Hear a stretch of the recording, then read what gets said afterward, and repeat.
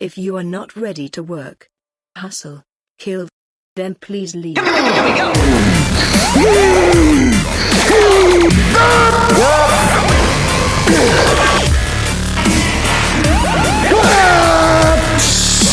Come on. Oh yeah, one more, please.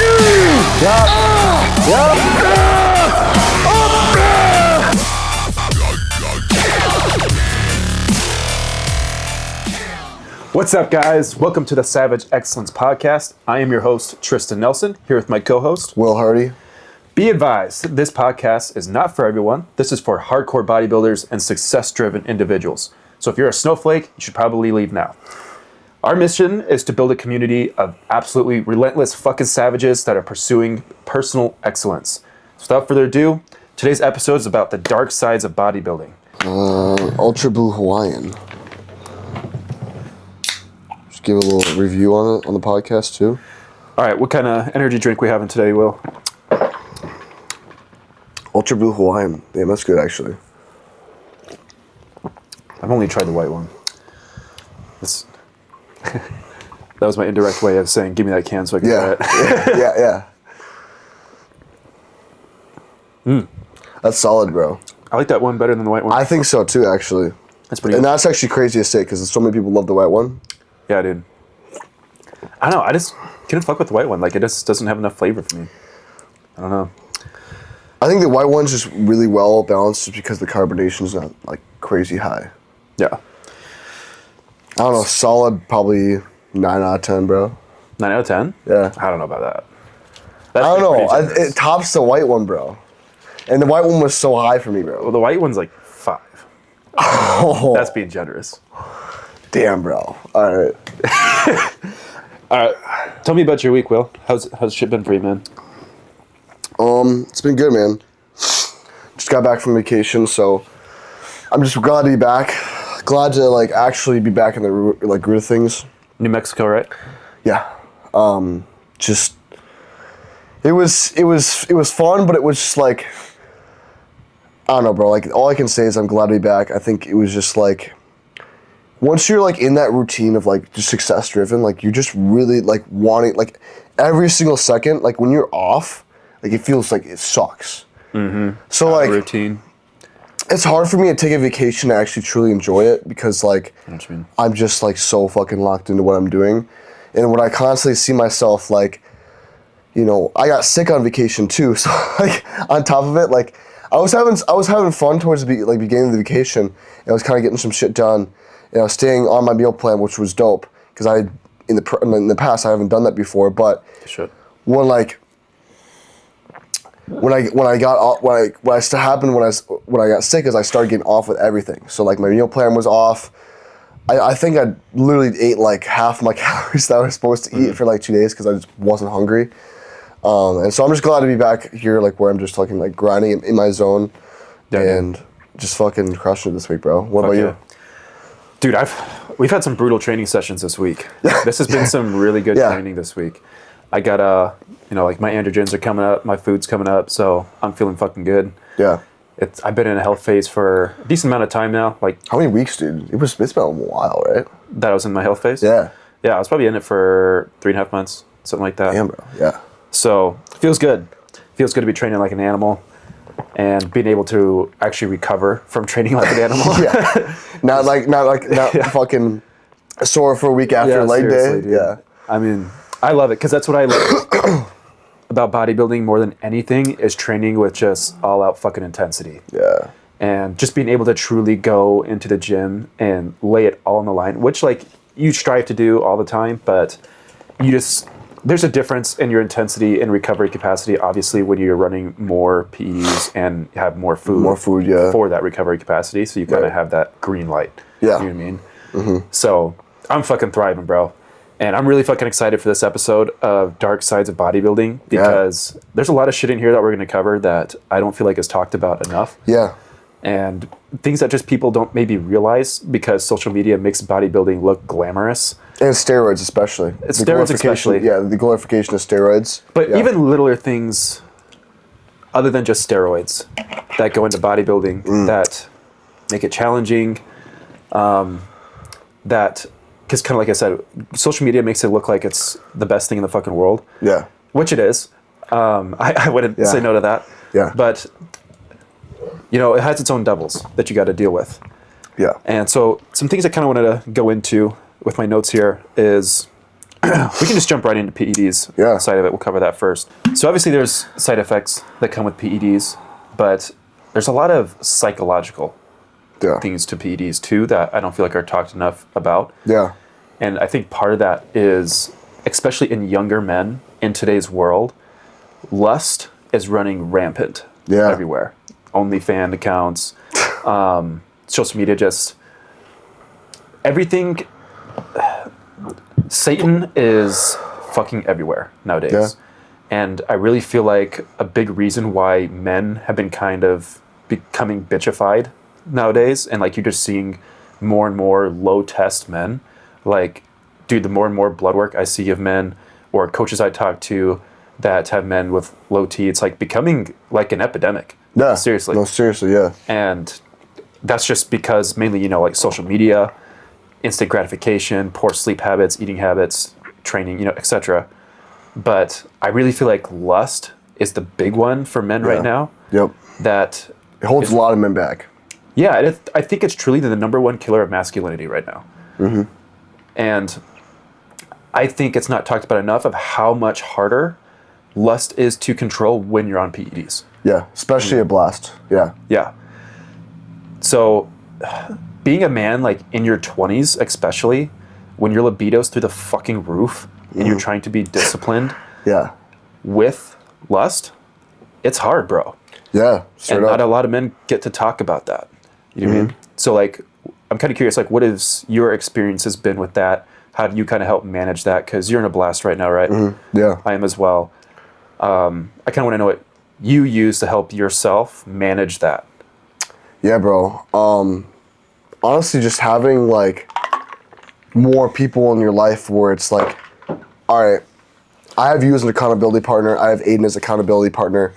Like having you guys constantly there and like keeping my relationship with God like number one. Facts. That's what I was going to say. That's literally like the biggest two things right there is just surrounding yourself with people where it's like, because those people, we all have a combined goal of not having to like fall into that whole category of like being like this huge lust, like going after lust, right? Like having these people in your corner to help you, but God number one on top of that, bro, like that's just gonna, it pretty much eliminates like a lot of it, especially like if you're on a blast, if you're taking PEDs as a younger age, because as men, like when you're younger and you're taking PEDs and you have all these hormones in your body, you just want to fuck everything. Yeah. Straight up. Seriously. That's straight up. I think, you hit it right on the head, man. Like God needs to be number one. Yep. And that can be used for any kind of temptation. Yeah. But anytime like I kind of feel like that where temptation is kind of trying to sneak its way in to derail me from what I know is the best path, I always try to turn to God. Instantly, like I just start praying. Yeah. And dude, it helps so much. Oh, for sure, yeah. Just taking and leaning in more and more to your faith is, dude, I can't express it. Like these last few weeks, I've been leaning in a lot more to my faith, like being a lot more consistent with church, praying like several times a day, and just reading more about God. I could be better about reading my Bible, but I'm reading a book right now called Not a Fan, and it's kind of identifying like what is really, like what's it look like actually being committed to following Jesus. And I don't want this episode doesn't need to necessarily be all about like God or anything. God, yeah. But I think it's an essential part of my life. It's essential, it's essential piece in bodybuilding. Like, especially if you want to be a top bodybuilder, like, it doesn't even need to be like, as long as you're believing in something, right? Yeah, well, but like, dude, I feel like God lately has been the missing piece that I've been missing my whole life. Like, I've just always felt like this empty hole in me, missing puzzle piece. And since I've been leaning into it, and I feel like I've become like a genuine believer, not kind of saying like, I believe in God, but I'm going to go keep sinning now. Yeah, like a lukewarm Christian. Yeah. Lukewarm, yeah. But it's like, this book kind of identifies like, it says you have to define the relationship. Like, are you really a follower? Are you really committed? Or are you just a fan? You know what I mean? And it's been making me reflect of like, I've just been a fan. Yeah. I've just been kind of saying it, but not truly believing it. Yeah. And lately, I honestly don't even really know what has been like the trigger, but I just noticed I was walking around with so much negative energy just for like what felt like no reason. Really? You know what I mean? And I'm just like, I don't fucking get it, dude. Like, I feel like I'm waking up trying to pursue personal excellence in all of these areas, and I just keep getting like fucked with negativity, and I just don't get it. Yeah. But That's huge, bro. since I've like just kind of accepted Jesus Christ into my life and truly just accepted him, and I feel I am now like a genuine believer, like I can say that and actually fucking mean it Yeah. to my core, bro, all that negativity energy has been like seemingly almost all washed away within like a week. Yeah. And it feels fucking awesome. That's all. That's sick. And that shit's translating over to everything right now. Without that negative energy, I'm coaching better, I'm training better, I'm executing better. And it's just the missing puzzle piece that I think is the missing puzzle piece for so many individuals, and especially like men right now. You know what I mean? Yeah. So that's definitely how I deal with that aspect. Yeah. But I think it's just so important to have something that keeps you grounded and not being torn every which way from temptation. You know what I mean? Yeah. You need to be able to stick on your path with personal excellence. Otherwise, you're never going to be able to make real progress. You know what I mean? Or at And least God is that capable. number one way to keep you on that path. Yeah. I agree. What are some other maybe side effects you notice from PEDs that you kind of manage it? I mean, obviously, like, it's, especially on a blast, like, bro, like, there's the whole argument of, like, if you're a chill person, like, you're generally gonna be more chill on PEDs. If you're, whatever you are, like, before you are on PEDs, is kind of how you are on PEDs as well. Or, like, before PEDs, yeah, exactly. Sorry. But, sorry, my brain's working on so many different levels right now. Caffeine's starting to hit. That's blast brain right Yeah, there. yeah, it is. Straight up, bro. No, like, there's some truth in that, but I will say, like, there are certain things, like, even instances where I'm just, like, I'll, like, catch myself overreacting about something super small, and it's like, dude, I'm not usually like this, and so it's like, I think that because the PEDs are, like, almost like that stress, like, a little bit of a stressor in that side, where it's like, they might stress a little more of the small things. And so you just gotta kind of, like again, like, it goes back to taking time to reflect and being good at, like, taking a step back for a second. Like, whoa, like, I was way too fucking either loud there or just, like, not realizing where I was going with that. But I definitely notice some more, like, aggressive thoughts, or I can sometimes become irritated more easily. Yeah, just in the small stuff. Yeah. I've never really have been one to, like, blow up or anything like that. Like, I'm a pretty calm, even chill dude. But I'll notice just random, like, just really violent, aggressive thoughts, just, like, out of nowhere. You know what I mean? Yeah. Like, I'll just be, like, walking down the street, I'm just like, what if I just, like, rip that dude's head off right now? Yeah. You know what I mean? There's some Just, like, crazy intrusive thoughts where just you're like, crazy fucking ones, hell, like, dude. Yeah. wow, that came out of nowhere. You know what I mean?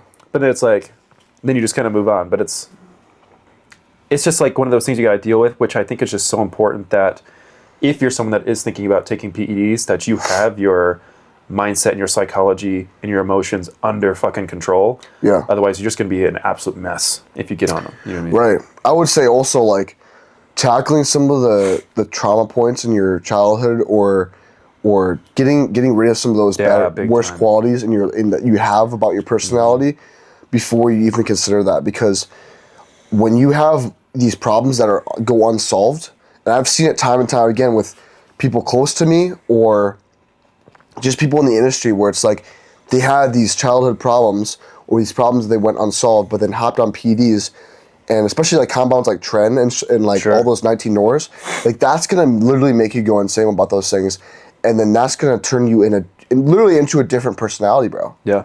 So you just gotta be more aware about that kind of stuff. Like, I wouldn't even consider that stuff if you haven't even gone through and don't know how to take a step back and realize certain things about yourself. I'm really glad you brought up that trauma piece, because I think sometimes trauma can be you know what pisses me off, dude? It's like sometimes social media uses words like that almost for like clout. You know what I mean? Yeah. It's like everyone in this world has been through some kind of shit. Yep. But I feel like the word trauma gets thrown around like a little too easily. Yeah. But I think we've all dealt with our own shit. Yeah. But I think the number one way I've been also trying to have like this less negative energy and being able to pursue God more, etc., is I've been trying to really think about the things that are holding me back right now that have been caused by shit I went through and haven't addressed from childhood. Exactly. That's kind of what I was getting at, yeah. And dude, it hasn't been like a super fun process. It's like I've really been opening up my eyes to like little things because I didn't really grow up with a father figure growing up. It was pretty much just me, my mom, and my siblings. But even my mom, trying to take care of 5 of us. Yeah. She was working overnights as a nurse. So she was usually trying to catch up on sleep during the day sometimes. Yeah. So as I grew up, like all my siblings, my brother, he tried his best. And my siblings tried their best to kind of be that parental role. My mom tried her best. She did a phenomenal job for what she could. But I really kind of had to be almost my own father figure in a way. You know what I mean? And sometimes, like, looking around, I kind of see it. Like, it gets hard, bro, whenever I see strong, like, really strong men that I'm like, wow, they're just like that's what I want to be. They've all got this, like, amazing father figure. Yeah. You know what I mean? And trying to address where I need to improve growing up like without that has been a really big challenge. But that's where I really realize why I need God so much too, is because he is the ultimate father figure. Yeah. You know what I mean? He fills that gap. He fills that gap. And he's teaching me. I pray to God every single day to help make me a better man. Yeah. Whatever that is. And just to not even maybe like make me a better man, but like give me the challenges and show me the right path I need to take to become that better man. Yeah. You know what I mean? That's the one thing actually, when I was like 14, 15, 16 years old and like learning more about this personal excellence journey and just getting deep in my faith with God, because obviously like I grew up as a Catholic and I went to church and blah, blah, but like it was never like that. I never had that deep connection until like 13, 14, 15, 16 years old where it was like, damn, bro, like this has got to be the centerpiece of my life because he shows me all this, like these just shows me this wisdom and like the true way to live. And like I would always just pray, like not specifically to be better or for certain things, but it was like, show me like give me challenges so I can become a better person. Yeah, show like me the righteous path. Right, exactly. So that's what I pray for now. It's like I don't want to just be this better man. I want to like experience some crazy shit that I go through some crazy shit, but because I went through it with God, you know, I can become a better man like that way. I want to be built. Yeah. You know what I mean? Sculpted, just like a bodybuilder. And dude, you know what was super cool? This stuff goes hand in hand, doesn't it? Yeah, it's dude, so crazy. I'm actually loving this shit. You know, these last few weeks have been pretty revolutionary for faith. And I used to be the kind of person, like, whenever people would talk about this kind of stuff, I'd almost, like... kind of push it away a little bit? Yeah. I would be like, eh. Or, like, maybe be, like, a little bit more judgmental, like, all right, you know what I mean? Yeah. Like, which I think there's kind of, like, some things that I think are taken too far, like, oh, I just hit 5 green lights. Thank you, Lord. Like, all right. Yeah, I don't know about that. Yeah. But it's, like, little things I see in my daily life where I've noticed, like, I've asked God to be better in certain areas, and then I'll notice, like, when I try taking on one of those challenges, like, within a couple days or a week, maybe I'll notice, like, a big challenge. I'm like, fuck, are you kidding me? And I was like, wait a minute. This is the shit I was just praying for. And he's now giving me a challenge for me to overcome so I get that result. So now I'm like, I'm trying to change my mindset of like, fuck, this is a challenge that's stressing me out. But instead of it being like, hey, this is an opportunity to grow to become that better man you said you wanted to be. You know what I mean? Yeah. And something I've had like super revolutionary that I never saw myself doing is I went to church this last Sunday and I put both my hands up and like accepted Christ. I used to think that was like the cringiest fucking thing in the world. Yeah. But I was just feeling it, bro. I was like, I would always even skip worship. Yeah. Because I thought worship was kind of cringe. But it's kind of funny. It didn't even work out like the way I planned it to. Like I kind of like intentionally showed up to church late so I would miss that stuff. and just kind of get like the message. Yeah. But I actually went there. For some reason in my brain, I was thinking the service started at 8:30. Yeah. But it actually started at, or excuse me, I thought it started at 8, but it started at 8:30. Yeah. So I ended up getting there for, like, before it even started. Yeah. So I was there for the full worship. Yeah. And I was like, I mean, fuck it, I'm already here, I guess. Yeah. And bro, like, first fucking song, I was like having tears. Yeah, that's crazy. I was like, holy shit. Like, this is one of the best parts. You know what I mean? And just like truly taking it in. Like, I was starting to have tears, like, first song in. And then by the second song, I'm like, damn, bro, like, I'm just seeing these people like raising their hands, like, just feeling this shit. I'm like, I'm gonna fucking do it. And so I just like threw them up, and bro, I just started having tears, and just the fucking warmth I felt and experience, it was so powerful. Yeah. That I just, like, this love, I just felt like I'd never had my whole life. Yeah. I was suddenly just like engulfed in. That's so cool. It was fucking awesome, bro. That's awesome. So that was like probably the biggest win I've had this week. Yeah. Honestly, in a long time, even. That was a pretty powerful experience. So kind of bring it back. Yeah. We kind of went on a little tangent there, but it's cool. It's cool to kind of do that with the podcast. Because we want to literally like give you a piece of what we're going through in our lives to be able to help, people that might be going through the same thing or might be going through similar things to kind of understand like how we're getting through it and how maybe they could possibly get through it as well. Because the centerpiece of everything in this podcast, especially for this specific podcast, is we're going to be kind of relating a lot of it back to God, because that's the true centerpiece. Personal excellence, like, we're bodybuilders. Personal excellence is not just in the gym and your nutrition. Mm-hmm.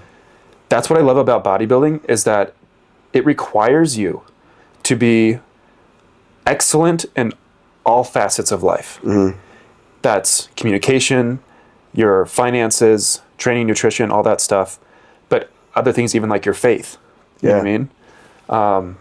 Relationships with those around you. Mm-hmm. How good are those relationships? How deep are those relationships? Like, all of these things factor in. Like, you look at the best in the world. Yeah. Derek Lunsford, Keon, I'm skipping like other names, but they're all like massive believers of God. Yeah. You know what I mean? Yeah. Most champions that are like world fucking champions, number one in the world, are usually believers of God. Yeah. And I don't think that's a coincidence. No. You know what I mean? Yeah. It's their centerpiece in their career. It's their centerpiece in their life. But like kind of wrap back into dark sides of bodybuilding. Like I said, like before, just kind of wrapping up that section about PDs. Just keeping God number one. That's kind of be like the big thing. Having people in your life, dealing with these different issues that you maybe had, and tackling them head on first before you even consider PDs, because that's going to be a big thing, especially going forward. Is you don't want to be this person that's just pushes everyone away because you have all these other things that you didn't solve from your childhood, and because of that, your psychology gets messed up even more with PDs. Yeah. So just paying more attention to that, taking some time to reflect about that stuff. But diving into the next one. Yeah, so we can kind of like piggyback off this with PDs and bodybuilding. Is within bodybuilding, a lot of bodybuilders are very obsessive. Uh-huh. You know what I mean? And that can be for better or worse. Yeah. That can lead to a lot of really good things or really bad things, especially when you're someone on PEDs. Mm-hmm. However, I think, what do you feel like, I guess I want to ask your opinion first. What's kind of been something maybe in bodybuilding, good or bad, that you've maybe become obsessed with, that you maybe, I don't even know, I guess what I'm trying to say here. You get the idea. Yeah, become more obsessed with. What are things that you've learned that you become obsessed with, that you had to take a step back from, that you found to be unhealthy, or things that you got obsessed with and you felt like was maybe worth it? You know what I mean? Okay. Well, I will say, like, when I did first start getting more into this bodybuilding lifestyle, I talked about it in our first podcast, but I did this cut at 16 years old, and it wasn't really an obsession of the right diet. It was just like obsession of getting lean, and so I wasn't eating right, and so it led into almost like an eating disorder. It wasn't like a crazy bad one where I was trying to puke shit up or anything like that, but it was just like I was just not eating like enough food. You know what I mean? And it was just like I'm just going to skip this meal because I want to get lean. You know, just like that kind of stuff where it's like if you don't have the proper knowledge, you know, bodybuilding can lead to these obsessive goals of trying to get too lean or trying to get too big, and you end up eating too much or whatever the case might be, eating habits. But something that's benefited me on the flip side has been training habits. Yeah. Since training with you, like, it's been like this awakening of like this inner beast where it's like, I want to fucking just every session getting better. And it was like, I had that before with Nick because he implanted this, you know, always getting better every workout, the like idea in my head. But it was like with you, it was like this literal emotional, psychological connection to training where it was like, it's an art. You know what I mean? So that was pretty dope to really get into with bodybuilding. It's really benefited my physique overall in the last 2, 3, 4 months, especially training with you. Like, I've noticed major progressions in my physique. Hell yeah. And I've kept gear the same since January. So, yeah. Dude, yeah. I guess I'm really glad you brought up that art piece because bodybuilding is my art. And I really resonate with the art side of bodybuilding because my mom is an artist. Her great, I might butcher this, her great grandma or something like that was also an artist, like a very famous artist in the Great Depression. Yeah. We actually have like a mural of hers valued at like over 10K. Which is crazy, yeah. Just very well-known artist in that period. My mom would have me, like she had like a little desk for me in her art room where I would just do random shit. She taught me like basics of art. And I've always grown up to be that creative kind of mindset, that more like passionate kind of mindset. I've never been like this huge, like analytical numbers kind of guy, you know what I mean? Like, fucking all these calculations, you know what I mean? Yeah, there's nothing wrong with it either. I'm analytical, like I'm detailed and stuff like that, like within coaching, but my big strength is definitely creative energy, yeah. And that's what I kind of lead into my training and bodybuilding with. That's what like kind of manifested and birthed Savage Excellence. Is because Savage Excellence is how I train and it's how I bodybuild.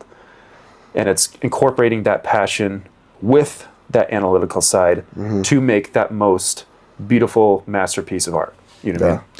So that would be probably something that you really benefited from was like the training side of the obsessive training side of bodybuilding, constantly getting better. And it birthed your brand. Yeah, definitely. That's sick as fuck, dude. Well, it's like my physique is my masterpiece of art. It's what I put the absolute most work into. And just seeing it like constantly evolve is one of the coolest things I could possibly see. Like with religion, seeing this whole new area of growth that I didn't even think was really possible. You know what I mean? That's now leaking over into training. And everything else. But on the flip side, what's something that's been a little bit more like obsessive, like too obsessive, like the... Yeah, so I think there's healthy obsessions and there's unhealthy obsessions, which is what we're really trying to identify here. So healthy obsessions, I think, are going to be the ones that like actually grow you to become a better person. So that's like going to be like training, good sleeping habits, eating habits, you know, etc. Things like that. The more obsessive ones are definitely the ones that can create not a great thing. So like ones that have been not the greatest for me is relationships, like with significant others, like potential girlfriends, stuff like that. Because where I really struggle is anytime I feel like a potential partner takes away from my craft, I'm like, you're gone. There was like a time, there was this girl like I really, really liked, but just kind of met at the wrong time where I started prep and she was like an hour away. And it wasn't even her fault. She was fucking awesome. But I wasn't at the point where I could be perfect. So like every time I'd go there, I would maybe just like want to cuddle a little longer, or like I end up getting a meal in late, or we stay up late or something like that. It was just something that was throwing you off. I'm just like, I can't fucking have this. I have to be perfect right now. And that's definitely been something that's held me back to some degree, because it's not even like just romantic relationships. Any kind of relationship, really. Like even with family, friends, I'm like, I start getting anxiety if I feel like my routine is being thrown off by like seconds. You know what I mean? I just start getting fucking anxious because my family, we all are a little bit, we probably all got like a little bit of autism, if I'm being honest. Yeah. And the biggest thing, it's a strength. And I don't really try to look at it as a weakness anymore. I look at it as a strength because that's been something that's been one of the core things in me that has made me so detailed and structured and routine and disciplined. My oldest brother has Asperger's, and which is on the spectrum of autism, but he's very high, like, dude, just like a fucking genius. Yeah. He taught himself Latin while he was getting an engineering degree. That's crazy. Fucking taught himself Latin before he moved to Italy and took college philosophy courses in Italian, passed with flying colors, and is now a Catholic priest. Dude. You know what I mean? That's insane, yeah. And he is like me with bodybuilding, but within religion. That's so He's cool. extremely disciplined to it. Like, lives and breathes it. You know what I mean? That's so cool. Which is sick. But that's how I think it can be a strength. But at the same time, like, he doesn't really know what a girlfriend's like. So it's also kind of a weakness in a way. You kind of choose, you choose your path. Yeah. That's where I think I've struggled the most within like obsessions or eating habits too, like post show. I remember when I did my first show, and whenever I'd eat food and I noticed like some fat gain happening, I would like eat food that I wanted to eat. I would like chew it up, but then I would spit it out, so I didn't get the calories. Oh, yeah. And just like little shit like that, that's not great for your mind. No. You know what I mean? Yeah. But yeah, that's I guess kind of I guess to wrap that segment up, it kind of be like, you know, with obsessions, you like there are good ones and bad ones, and I think what really determines it would be, you know, obviously priorities, right? Like if you're a bodybuilder and you're going to prioritize bodybuilding over relationships. If you're a bodybuilder, you're going to prioritize eating healthy, or rather than, you know, not eating healthy and going out with your friends or whatever the case might be there. What would you add to that to kind of finish it off? No, I think you pretty much hit it on the head. I think it just really comes down to finding a partner that really understands and supports you, and you both having the communication skills to be like, hey, this is going on. This is where I feel like I need a different change, maybe like in the way that we both approach this or something like that. Just saying really communicative with each other. Yeah. But it's good. Yeah, I kind of want to transition into dealing with loneliness and just times that you feel like you want to quit. Yeah. Because I feel like, again, in the bodybuilding industry, it's so kind of demonized quitting. You know what I mean? Like, if you quit, you're a fucking pussy. Yeah. Or even just feeling like you want to quit. Okay. And I think it's super important because I honestly think a lot more people deal with the feeling of wanting to quit, or maybe just feeling like they just don't want to do it a lot more than what is made it out to be. You know what I mean? So do you feel like you ever go times waking up or just day to day that you feel like you maybe want to quit, or that you just don't feel like doing your shit? I wouldn't say necessarily quit. It's more just like, man, I don't want to fucking do this, bro. Yeah. Like I just straight up like today even. I mean, obviously, like I had to make it more of a knowledgeable bodybuilder decision. I was like, well, I didn't fall asleep until like 1 last night. I could have woken up at 5:30 and gotten after my shit. But like in reality, though, like what benefit would that be if I went through the day on a recovery day like today with 4 hours of sleep? Like that's not beneficial at all. Right. So I slept in a little bit more, but it was not because of like I didn't want to do this. It was more of just like I made that executive decision. Sure. But on the other flip side, like there are certain days where I'm just like I don't want to do this at all, and it's like you just have to get over that mental like barrier where it's like, and if you do it anyway, like that's building confidence, bro. You know what I mean? Yeah, straight up. But yeah, that's pretty much. I mean, that's like the big thing. It's just like straight up, just like for me, it's like sometimes it's just waking up and getting after my shit. Sometimes it's doing the things that you don't want to have, like you don't want to do for your for like your business, right? Like there's some days there's things I just don't want to do where it's like, man, I just don't want to focus on this one. I want to fuck around with my camera or something like that, or just do something more fun. But it just comes down to having that discipline and just willpower as well. Yeah. Bodybuilding is about willpower. I feel like If I'm being honest, there's definitely like 1 to 2 times a month where I feel like I really want to quit. Because we're also like quit or like just like I don't feel like doing this. Honestly don't think I'm capable of quitting. Yeah. Like, okay, I was gonna say because I don't think you're a person that can. no, Yeah. I'm not. I don't think I'm ever gonna actually quit. But I honestly don't even know how to quit. But Yeah. because like if I were to quit, then what? Right. Would I just be a fucking pussy all day, eat Cheetos, and play video games? Like that's Yeah. not a life I want. No. You know what I mean? Exactly. So it's like life's gonna be hard no matter what. But you got to pick your heart. Yeah. And I would rather do the hard that makes me better, and Yep. that makes me proud of myself. Yep.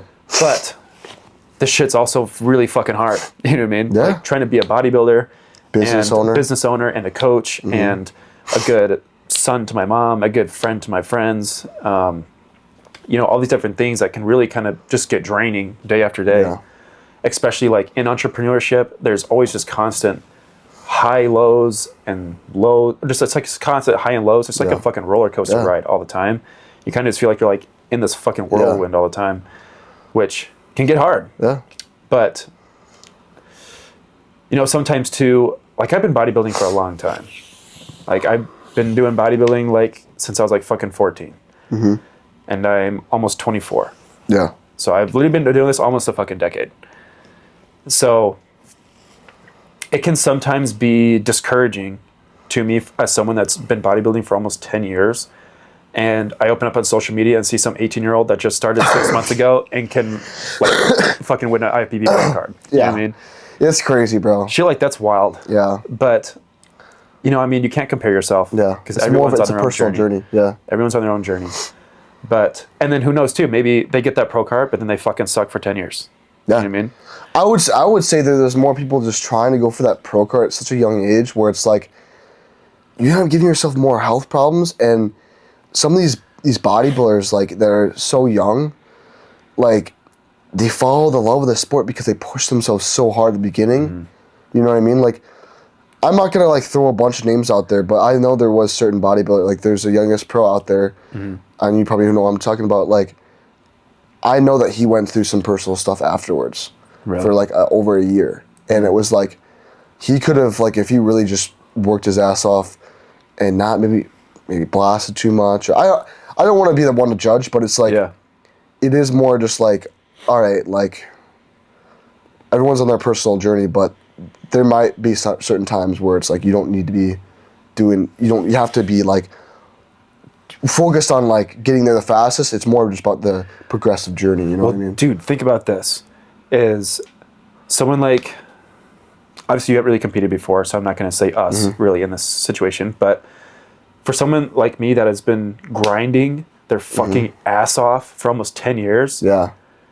when I get that pro card, it's going to taste so fucking sweet. Oh, dude, yeah. It's going to be Think the about best that. fucking feeling in the world. Yeah. Because I had to scrape Right. for It's every not just a pro fucking card. centimeter. It's not just You a know what I pro mean? card. It's literally like Not just a pro card. all that work that you put in. And it's not just a And trophy. so many people don't look at it like that. Yeah. They're like, oh, I'm just gonna get my pro card, but it's like that's don't realize not what a that status. It's not it's not as much of a status as it is much of like a actual personal achievement of like all that work that you had to fucking go through, bro. Dude, like I hear from people sometimes, like whenever I get like a good pump or something like that, and they're like, dude, yeah, like you look great. Those are some like great genetics or something. I'm like, genetics? Yeah.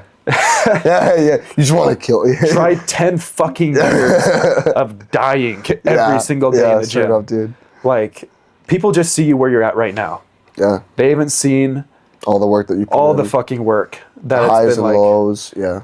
late nights in the gym by myself, fucking hoodie up, sweating my ass off, doing just absurd training shit that not many 16, 15-year-olds can even fathom putting themselves through in terms of pain. Yeah. You know what I mean?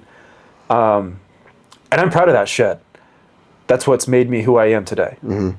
But I think it's just incredibly disrespectful whenever someone, like even on social media, dude, whenever someone, like bodybuilders, they post a photo or someone comes up to you and just like, they're instantly just like, oh, steroids. You know what I mean? And it's just like... This is because that people shit don't know, though. Like, what we're ignorant. talking about today, like, and just really, like, we're talking about in this podcast is, like, we're trying to open up more people's eyes. Yeah. You know what I mean? Have different perspectives. Like, realize that, like, there's so many misconceptions of bodybuilders. Like, we're people too, bro. Yeah. You know what I mean? Dude, you want to know something fucking funny? a couple of years ago, I was walking and I like turned around this corner and there was like this super fat chick with this other dude like just standing, and I walked by him and she was like, steroids. Like literally just coughed it as I walked by. And I looked back at her and I was like, diabetes. Oh, shit, dude. Like, you fat fuck. There was one time I was in the YMCA like maybe it was like 6 to 8 months ago. And no, it was like 4 to 6 months ago. And this is like recently when I like just hopped on gear, like I was probably at like 300 tests or something like that. And so I'm in the YMCA and like everyone knows me in my hometown, right? And I'm just known as the gym guy, but some girls I don't really know really too well were walking by. I don't know, but all I heard was steroids, and I was like, "Yep, damn right." I was like, it was just hilarious because I almost took it as a compliment because I was like, "Yeah, for sure, fucking worked my ass off for this shit." But dude, people don't realize like 80%, maybe even more, of my physique, I'd say about 80, 85, was all built naturally. Yeah. No, me too, bro. All just built from hard-ass training, eating a fuck ton of food, sleeping, maximizing variables best as I could for the knowledge I had on my way up. Mm-hmm. And then after like, dude, I brought in PEDs after like 6 years of training. Yeah. You know what I mean? That's wild, dude, yeah. And people just like want to hop on like after a fucking year. You know what I mean? Yeah, like, or right away. Like, bro, go eat a steak and train. You know what I mean? Exactly, bro. So, do you want to briefly touch on also like, I know there's like one thing I'll also say is like when it comes to like ending bodybuilding careers, like there's certain people who just like who will continue to push because of that unhealthy obsession.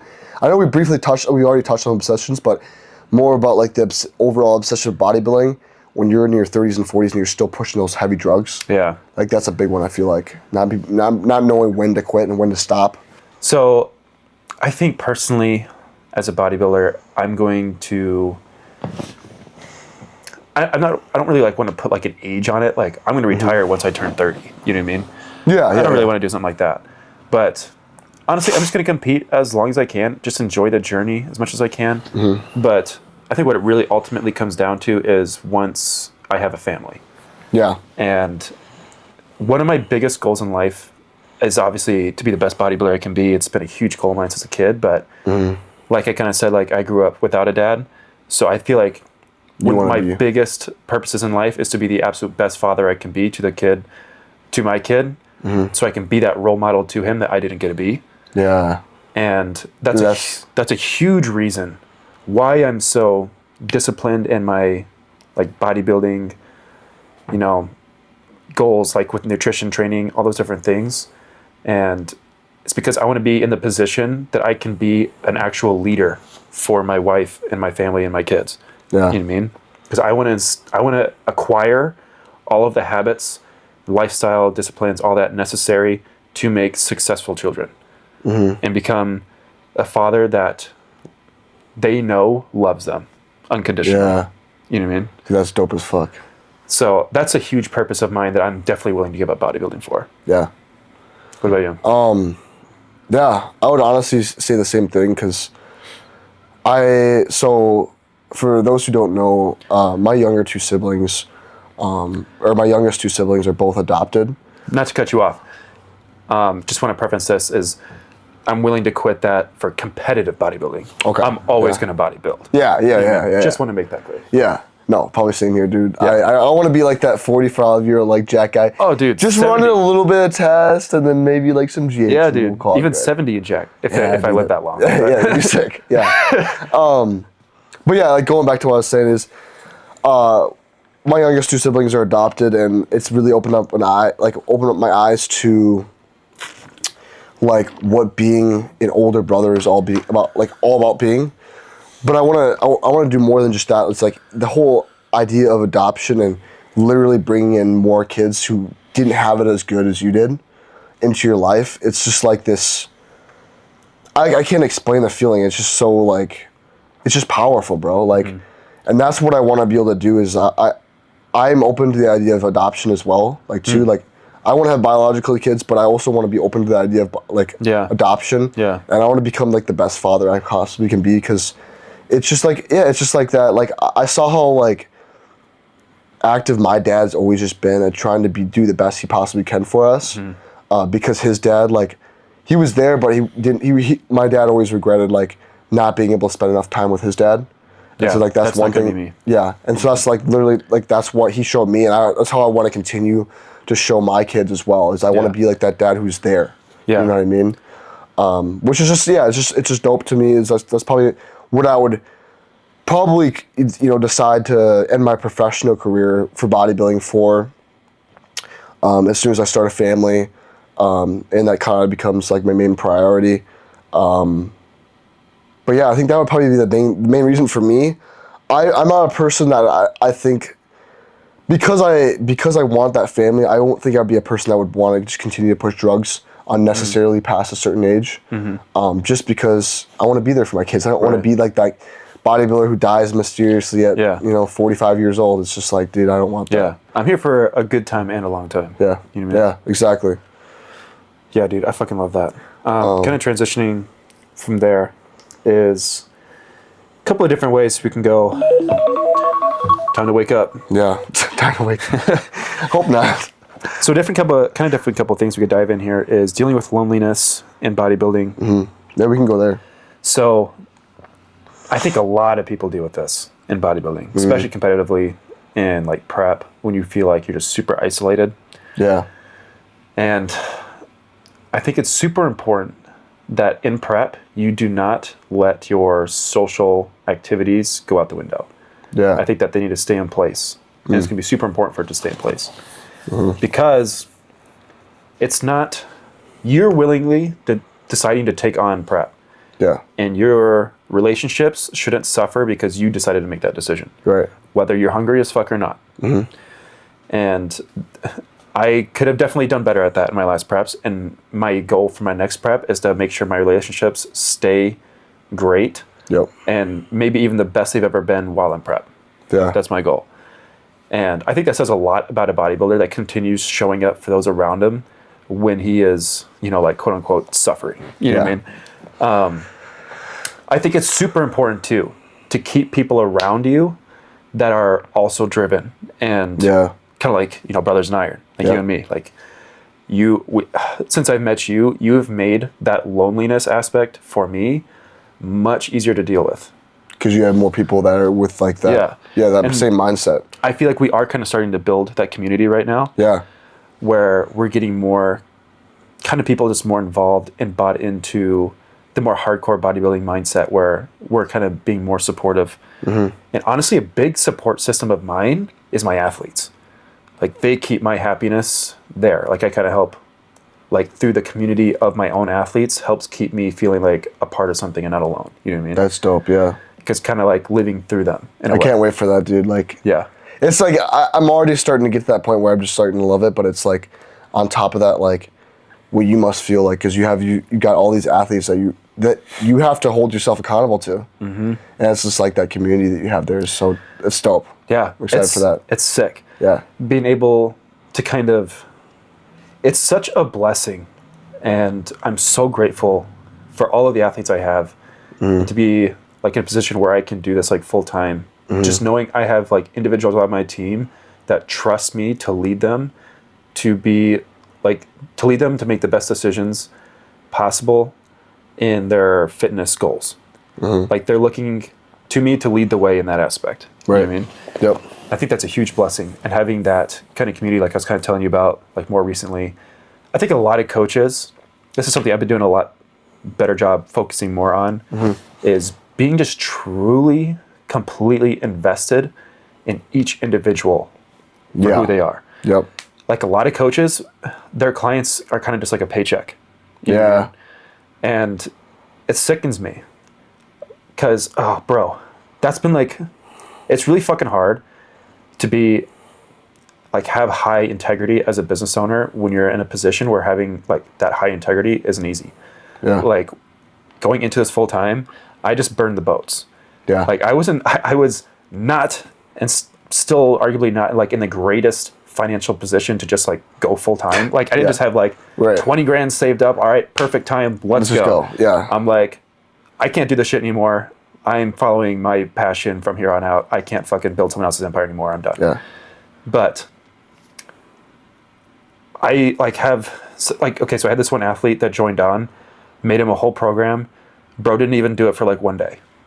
And he paid me in full, like $1,000 for this program. Jeez. And that was a big win for me at the moment. 'Cause I'm like, oh, thank God. You know what I mean? Like, that's my rent right there. Yeah. And then all of a sudden, like a day later, he says, hey, I actually want to quit. Yeah. And I'm like, bro, what? You haven't even started. Right. Well, I just want to quit. Okay. Well, you signed up for this for 4 months and I don't have like a refund policy. And he was like, yep, okay. I still want to quit. I'm like, fuck. But I'm not going to take someone's money that didn't even do it for like one day. Right. You know what I mean? So I refunded him in full. And that was not a fucking easy decision. Yeah. Because like I could have really used that. Yeah. But it's kind of where it comes back to faith is I knew if I did the right thing, God was going to take care of the rest. And he did. And I'm not worried about it anymore this month. And I have a lot more respect for myself for making that integral decision. That's You know dope, what I mean? dude. That's dope to be able to realize that. Like, not I many could have people easily kept that money. not many people do that. I could have easily kept that money. But what's he going to go say and what's he going to think about me and my company and my brand if I just kept $1,000 of his dollars and he didn't get any results? Right. You know what I mean? Yeah. That's not worth it to me. Right. I'd rather have a better reputation. And not only did I send him his $1,000 back, but I sent him 5 free like guides to help him in his journey. Yeah.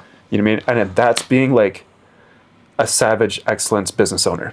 That's dope. You know what I mean? That's so dope, dude. Yeah, But- props to that, bro. And like, I don't say that to be like, give me props or something like that, but it's like, those are like the little decisions behind the scenes that you have to make that no one's like telling you to do. And you're like, fuck, Yeah. this is where you decide what your character is. Right. The decisions no one else gets to see. And yeah, that's the kind of shit that gives me confidence in knowing that if I keep making the right decisions, I'm going to be where I want to be. You know what I mean? Yeah.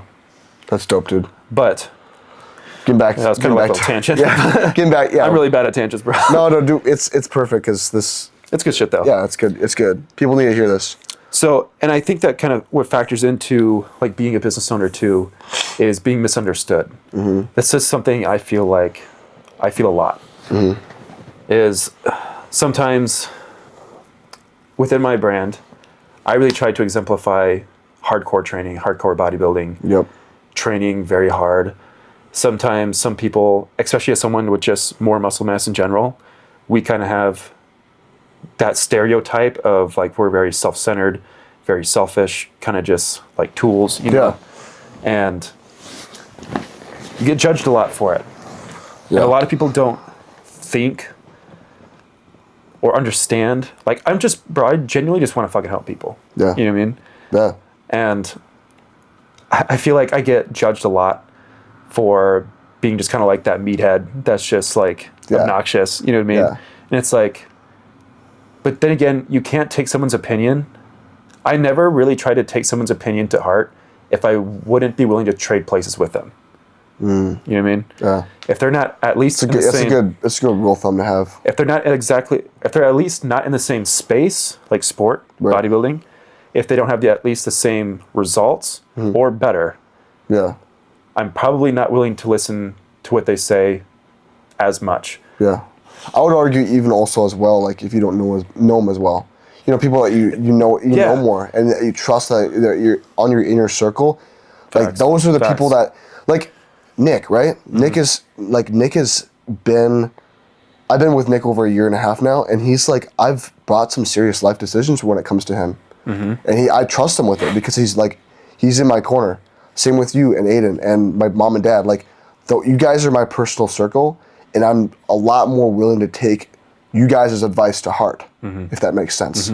Rather than even if they have more knowledge than me and they have a better position than I might have, I'll take like their advice, but I'm not going to take it as close to heart as someone like in my personal circle. Dude, yeah. And that's the thing too, is the ones that I feel like judge me the most, like the haters, you know what I mean? It's the people that don't know a single fucking thing about me, That's how it goes, man. you know? It's how Which is fine. Yeah. But it's just like something like as an entrepreneur, you are going to, especially like as an entrepreneur, not even like a bodybuilder, I'd say more towards like business side of things, you have to put yourself more out there.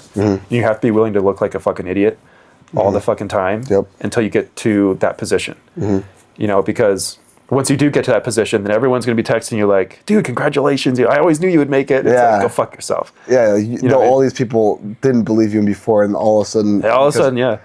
You know what's the greatest feeling, bro, is back in high school in Nebraska when I was a freshman, there was a lot of people there that, like, bullying's very much a thing, hazing very much a thing back there. Not nearly as much here. And dude, there was motherfuckers there, like, just because I was skinny, we got treated with, like, so much disrespect. Really? So much disrespect. Jeez. And constant, bro. And to be now in the position, like, just like with bodybuilding, business, you know, whatever, that I'm in now, which is nowhere near where, like, I want to be. But those people from back then have, like, messaged me, like, damn, bro, what did you do to get so big? Fucking steroids or some shit? And what feels super good is to have the confidence to not say a fucking word back. Yeah, dude. Leave their ass unseen. Yeah. You know what I mean? Yeah. It's that maturity, yeah. That was actually, I'll have to tell you this off the podcast something later, but I did make a big decision this week when it came to just self-control and being able to, like, not get myself involved in something that's super petty and stupid. But yeah, like those type of things. You're gonna have to make those kind of decisions when it comes to being, you know, a better bodybuilder, you know, better business owner. But yeah, I think that pretty much covers that whole section. You want to move on to the next one? Managing new levels, new devils. So okay, that's something. I don't know how much I would say, like, when I say like dark sides of bodybuilding, it's not necessarily like dark side, I guess, but it's definitely an aspect where, you know, like where you are at right now. Say if like you have a full-time job and you're bodybuilding, your current struggles are going to be trying to manage a full-time job and trying to be a full-time bodybuilder, etc. But then there's also the new stress of like, once I left that to be now taking on this full-time thing, that I have the new devil of zero uncertainty. You know what I mean? And like, it's just 100% on you now. Yep. You know what I mean? And those new levels always have new devils. Like, I'm sure you've experienced this in your own regards to some degree, but as bodybuilders, we need to always seek new levels to reach new heights of bodybuilding. And sometimes it's hard to always see what devils are going to be coming with new levels. And nothing can almost really, like, you might have an idea, but nothing like really prepares you for it. What would be another example of that? Just so the audience knows. PEDs. So once you take on that new devil, you know, that's going to be more financial stress. It's going to be more side effects, health stress, relationship stress, you know, etc. Something like that. Or competing at a pro level, competing in general, or you're competing in general, competing at like a higher level, like nationals. Like you're gonna have to travel further, travel expenses are gonna be higher. Just that kind of stuff. Like it puts a lot more stress maybe on your wallet. So you just gotta be more prepared. Yeah, you kind of have to be able to take more and more risk. Is really what I've always found. The next level usually means more risk. More risk, more reward. So, and also more responsibility, which is good. I kind of like rambling at this point, but long story short, I guess if you are a bodybuilder that's trying to always seek new levels, there's always going to be something on the other side of that you're going to have to deal with that isn't fun and pretty. But I will argue this, that risk that you take is because of, and you take it because of that passion that you have towards this. 100%. You know what I mean? And that risk, like so many people associate risk with bad. Like risk can lead, like has led so many of the best business owners and so many of the best, most successful people in the world to where they were at because they took that risk. And that's literally like what we're talking about, like taking that risk to go to a new level. Like that may be something that could literally get you close to that level of success that you want. Yeah.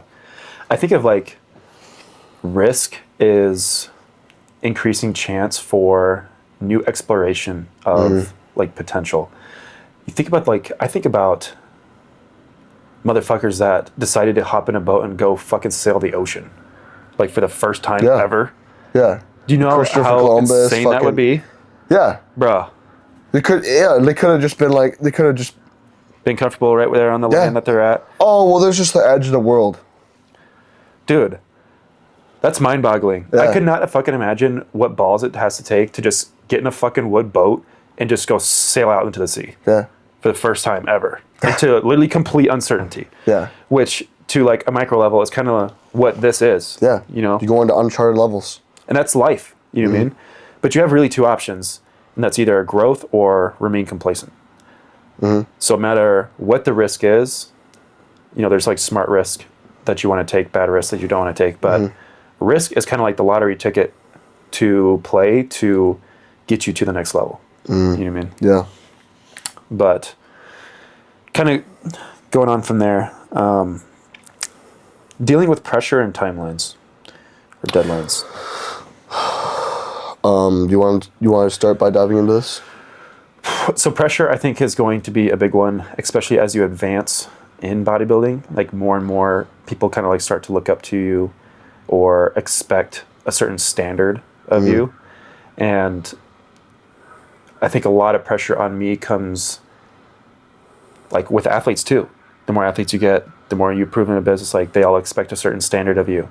They all, or people in general, like people that really look up to you, they expect a certain standard. And that kind of builds up as pressure, but kind of like as Chris Bumstead says, you know, like pressure is a privilege. Yeah. But pressure's still pressure. You know what I mean? And sometimes it can feel like life is a 405-pound fucking squat on your back right now, like barbell on your back. And you just got to fucking sit down and sit right back up with it and do it again 15 times over. Yeah. You know what I mean? But making sure that you have the right things in place to help you deal and manage with that pressure. I think it's super important. Whereas where that like support circle really comes in.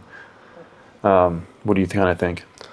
I would just pretty much go. You pretty much nailed it in the head, bro. Like there's not really much else I would add, other than like your support system, your systems that you have in place.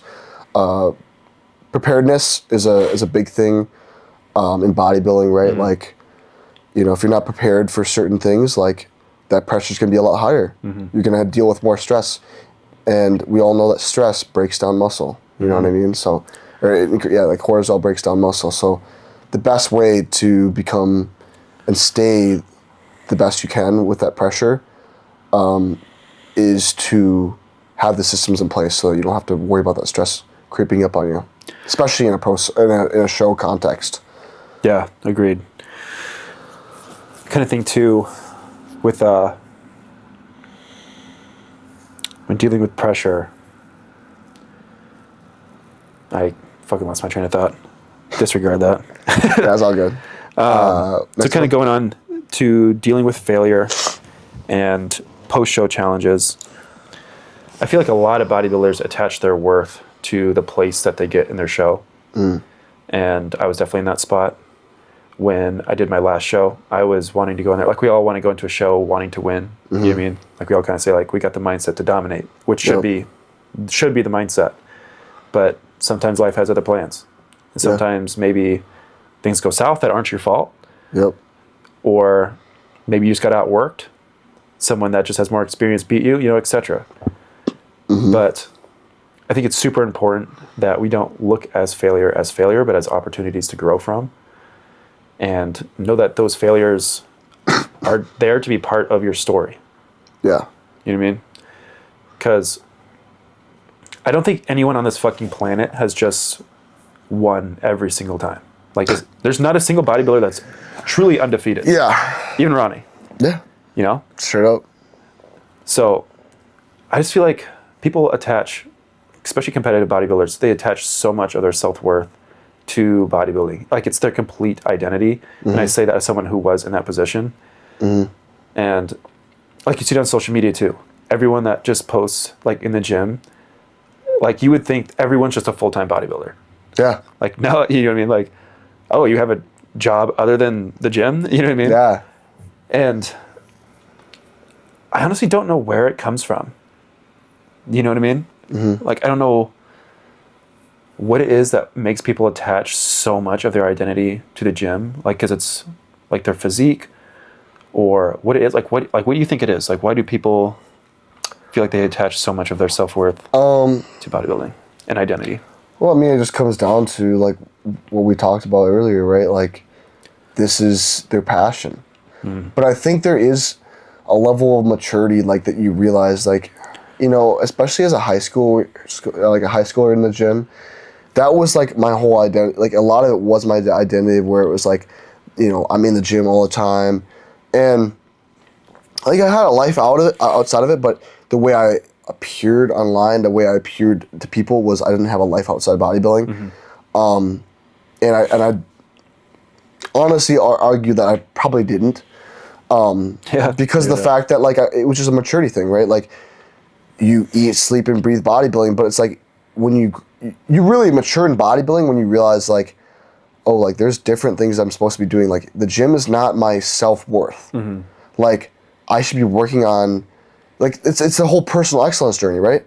Like, there's so many people like get caught on the step. Like, there's different levels, right? There's so many people like get stuck on this level of like, oh, the gym is like my discipline. It's everything.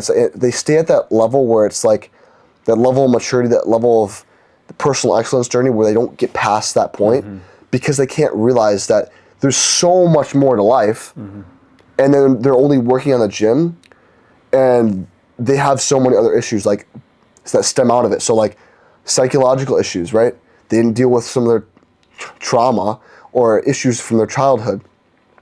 They didn't deal with other types of stress, right? They're not working actively on a business or some sort of, you know, other passion that may be tied to the gym, or maybe not be tied to the gym. There's something that they're actually focused on for a career path. And then relationships. So all these things suffer because of the fact that they're stuck at this level of gym. And that's where I feel like maturity in the gym is realizing that there's an actual life outside the gym. The gym is a stepping point to that life. Yeah. You know what I mean? Yeah, dude, I agree. And I think to some degree too, a mature bodybuilding mindset is realizing sometimes in bodybuilding that less is more. Yeah. I know I see a lot of guys that are newer in the gym, and I thought the same thing too back when I was training like 6-7 days a week, you know what I mean? That I just thought the equation was more work equals more results. Yeah. And it's just not the case. Like, maybe to some degree. Yeah. But not as black and white as that. Whereas I've noticed as I maybe taking time for myself, to have a relationship with myself outside of just being a bodybuilder has made me a better bodybuilder. Yeah. So, like building up this business. Well, not even that, but like Sundays, I usually my day where I do whatever the fuck Tristan wants to do. I like that.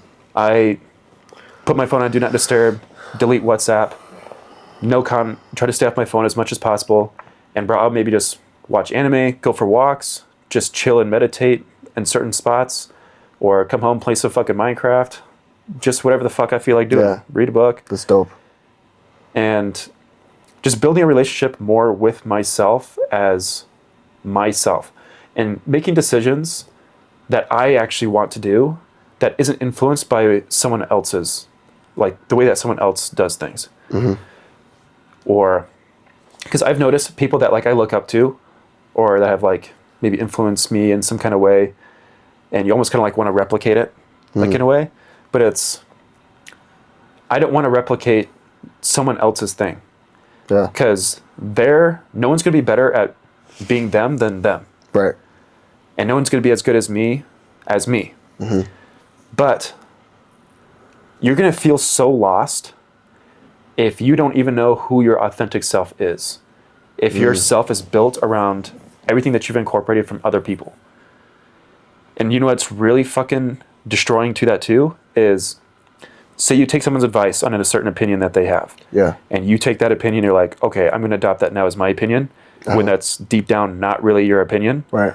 And then later, I've noticed sometimes when I do that, that person ends up changing their opinion to match what my opinion was originally.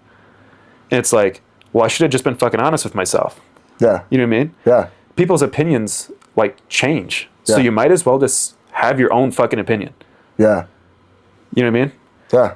So just actually being able to build that relationship and be your authentic self, I think is so fucking crucial. Yeah. And I think we would really see like a lot less depression if people would just be more of them genuine selves. Yeah. You know what I mean? I like that. Sweet. Want to dive into the next topic? Yeah. How many more do we got? About 30? No, I'm just kidding. All right. Here we go, guys. We're going to be all here all day, so keep listening. Let's talk about prep and post-show challenges. I'll let you dive into that because I haven't. You haven't prepped. Yeah.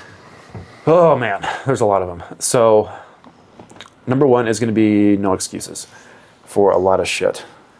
And you're going to be faced with a fuck ton of adversity and challenged mentally, physically, daily. Mm-hmm. I think the biggest challenge to prep is dealing with energy as you get deeper into prep and still continuing to execute the variables as shit gets harder. Because that's like what prep is. It's the same shit that you do in the off season. It's just more expenditure, less food. Yeah. Still training just as hard.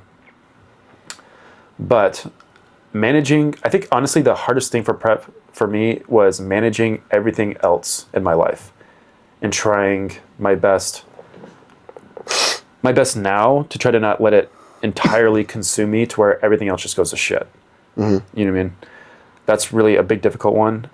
Also just knowing, like for the new guys, like if you're doing your first show, knowing what is right and what is wrong if you don't have any guidance. I think guidance is going to be so crucial. Because if you don't have any, then like you don't have any clairvoyance within your journey, and it's just all guesswork. And it's not going to make that show a good experience. Like you see so many guys that just don't have fucking patience, and they want to compete after they've been in the gym for like 6 months to a year and think that they're ready to compete. Then they get on stage and they look like fucking shit. Who would have guessed? Because they didn't do the necessary things and take the time to actually build a physique. And that's the thing with prep is like whenever you're in an off season, that's when all your muscle glycogen stores are full. Like you think you have more muscle than you really do. Yeah. And then you prep down, then you're like, oh, I don't have like any muscle. Yeah. Because real muscle takes a long fucking time. Like unless you're some like genetic anomaly that just puts on muscle like by sneezing, like that shit's gonna take a long fucking time to build. And people don't, I think, realize how much size you can lose or like fullness that you lose, etc. within prep, where you just kind of become this husk if you don't do it right. Yep. And they just look like a mud show. Like they just look watery on stage and they get dead last and it ruins the experience for them, which then causes them to like psychologically crash. And then they go into a reverse and they rebound like and add 30 fucking pounds. And then they get even more depressed. Yep. They develop eating disorders and they fucking hate themselves. Then they never want to bodybuild again. Right. You know what I mean? And that's why I preach so much that it's so crucial to have a coach, especially in prep. Yeah. Because if you don't, you're putting yourself in a position to fuck yourself up. And not just in prep, but post prep. Post prep, honestly, even more so. Yeah. Because your like hormones are going to be pretty fucked up from prep, but you can really fuck them up if you don't do the post show correctly. Yep. Your body's literally in a survival state. So if you are overeating calories, that shit's all getting stored as fat. Yeah. Because that's like, it's your body's number one priority when you're in that depleted survival state is to re-add fat. Yeah. So none of that shit's really gonna like, maybe it'll go to your muscles at first when you kind of feel like you get that like post-show pump and you feel awesome. But after that, bro, you add fat like so easily. Yeah. And people aren't ready for that. Yeah. And they add it and then it's like, fuck. And then you just see people like fall off social media, stuff like that. Yeah. Develop like depression, etc. So I think that's one of the biggest challenges between those is just not having the guidance and not having the education into what to expect, what to know when going into prep and coming out of prep. Yeah. You guys, like, it's super important to realize that your post-show, like, if you prep correctly and you actually get down to like a very low percentage body fat, coming out of your show is going to be much harder than your prep. Because we've kind of talked about this, but your ghrelin is signaling all through prep, which is the hormone release whenever you are hungry.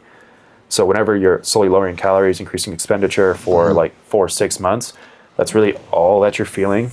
And your body just keeps that ghrelin signaling even past when you start doing a post-show phase. So you can literally eat as much fucking food as you want and still feel hungry. Yeah. I felt that way in my last show for like 4 or 5 months. Like I was just crazy. Constantly hungry, even with food coming out. Dude. It's actually kind of like anxiety inducing. Really? Yeah, like you're kind of like, why am I still hungry? why am I still fucking hungry? Yeah. You know what I mean? And like you just don't feel full until it hurts. Yeah. And that's the kind of feeling like people just aren't ready for if they don't have proper expectations and guidance. Yeah. But moving on here. Let's see what else we got. I mean, the other ones kind of play in there, just more injuries and misinformation, but sort of kind of more just like psychological ones where if you get hurt, again, really important to manage your training whenever you're going into that peak week scenario and post-show scenarios is you want to make sure that you're scaling back on intensity within training. You do not want to be training to failure 1 week out. You do not want to be training to failure like maybe 1-2 months, arguably even 3 post-show either. Because your body is such low body fat that it's going to be at much higher risk for injury. So whenever you're doing compound movements, like you definitely want to be going like 3 RAR, 4 RAR, especially like when you're 1 week out. Yep. So it's really being able to manage that so that you don't see injuries and being able, like, especially for people that are using PEDs, that you psychologically feel like you can push much, much more than you really maybe can. And especially for men that are more ego driven, you see people just trying to do like way too much weight than what they should be doing and they get injuries. And then those injuries can lead to, again, depression, you losing progress, because for many bodybuilders, their physique is everything to them. So when they start seeing steps backwards, it causes kind of like a spiral effect. Yeah. Really make sure you manage that. Lastly, just misinformation. Again, just kind of plays into making sure you have an educated coach that's giving you guidance along the way, prepping you and preparing you for what to expect mentally through challenges, and make sure that you're getting the proper custom-tailored plan for you to make sure that you are seeing the best results. And I think misinformation play is so big right now too because of social media, because everyone has a fucking opinion, where having a coach is going to be so crucial because it allows you to silence all the other bullshit and just have one voice to listen to for a reason. You know what I mean? What do you kind of think about any of that?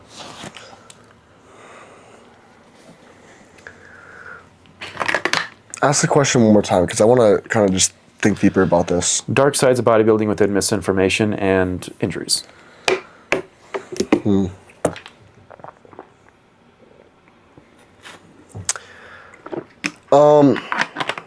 Yeah, man. I mean, honestly, when it comes to like social media, I feel like there's a lot of spread of misinformation just because That's a big one. Because people don't really know what they're talking about.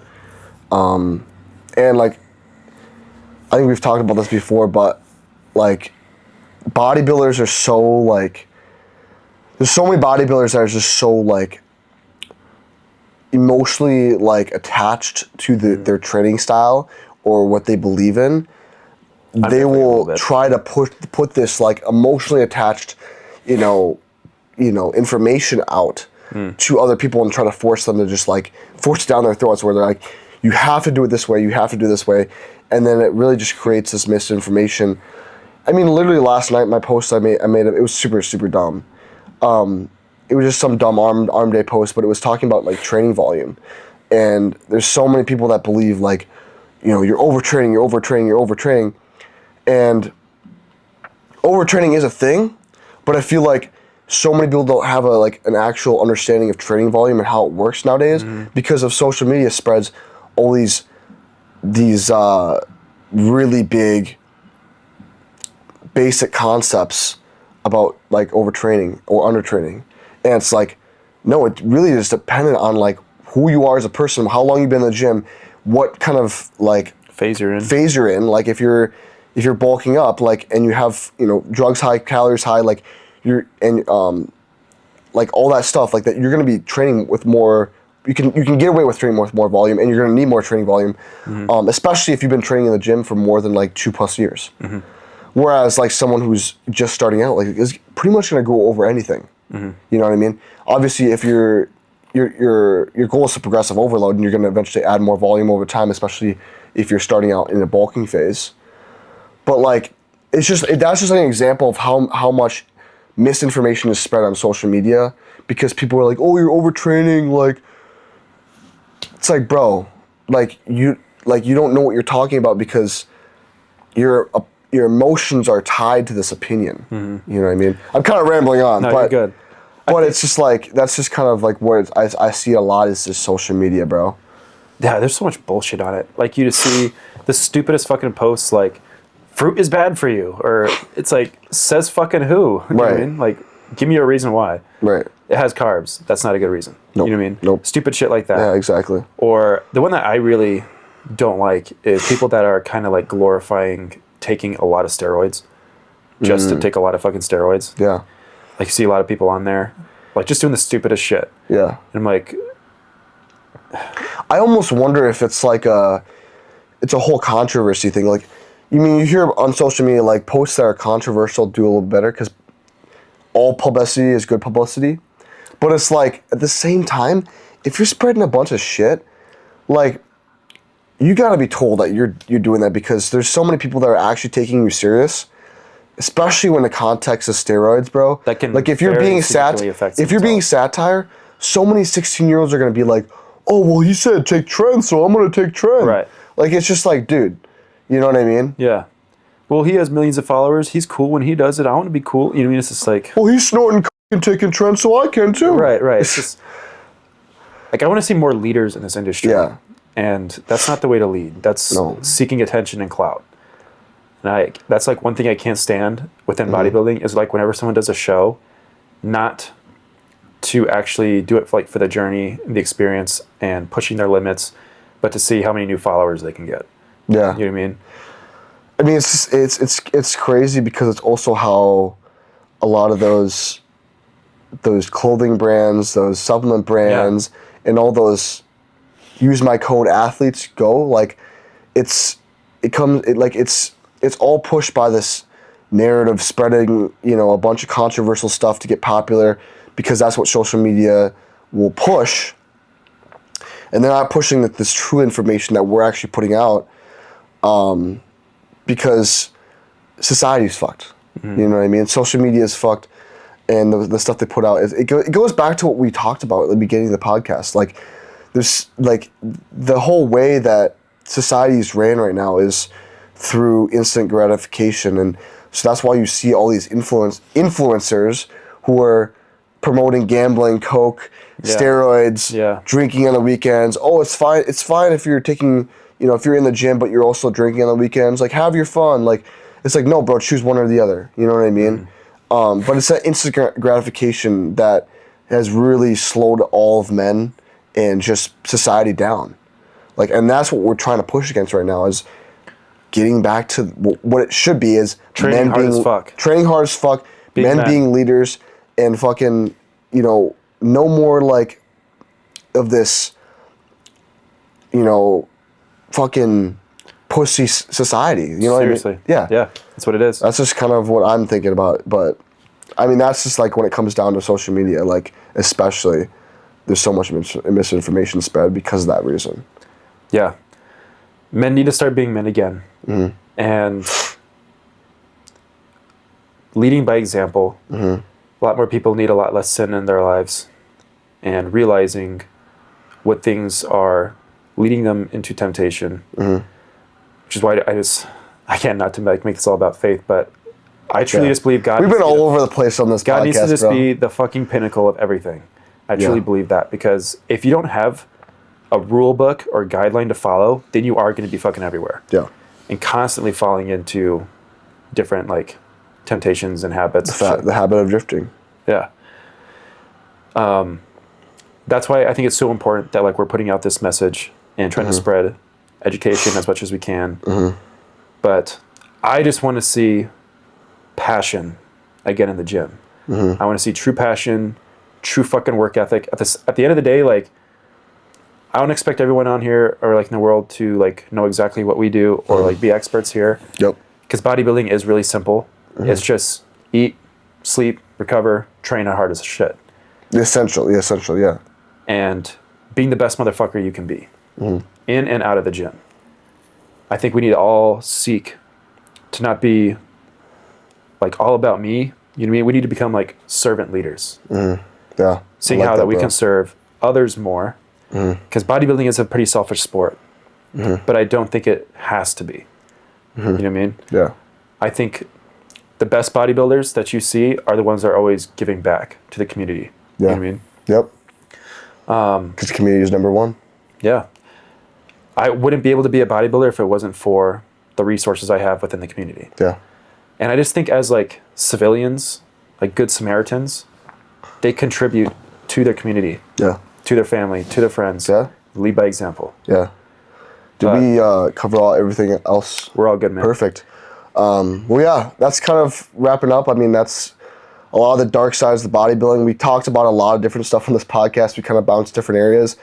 But that's what it's all about, right? Like we're trying to spread a good message to you guys, just as Tristan was saying, and I'll let you take it over.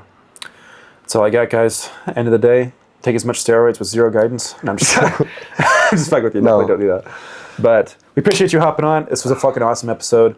Remember, be fucking savages and conduct yourself with excellence. Have a great rest of your day, guys. Peace. Peace.